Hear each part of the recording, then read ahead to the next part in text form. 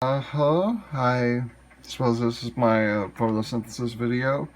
I apologize in advance for the blurriness of the video. My camera is kind of screwed, but you can see the general structure.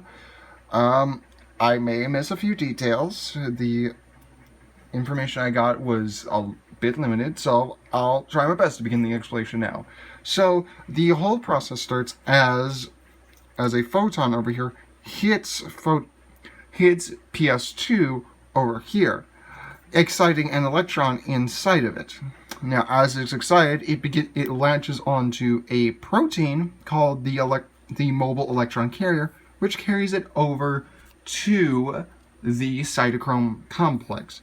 While that's happening, now this missing electron calls for H2O water, and it does something where it's take an electron from it, splitting it into its parts. The hydrogen just goes on its way while the oxygen is released into around the plant, which is why plants make air for us. Now, back at the cytochrome complex, the electron is put inside of it, and the cytochrome uses the energy of the electron to pump a proton into the thylakoid over here. Now, as that's happening, protons will build up in the thylakoid, either from the H2O split or the cytochrome. As they build up due to the laws of attraction between them, the proteins will try to push away from each other. They will push away from each other, and over here, they will push through a enzyme, throttling it and giving it energy. This enzyme is the ATP synthase.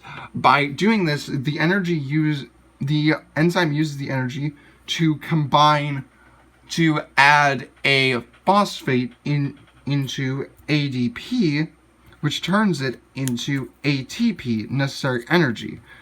Now, back to the cytochrome. After this, the electron moves on with another mobile electron carrier to PS1, where it is re-energized using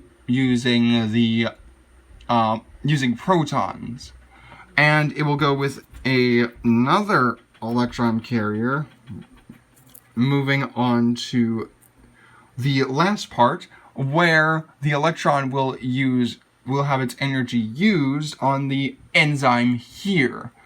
It will be, which is the NADP reticulase. It will be used to make NADPH with using the enzymes NAPD+. And after that, the cycle will continue as another proton hits this. Cycle continues. Energy is made.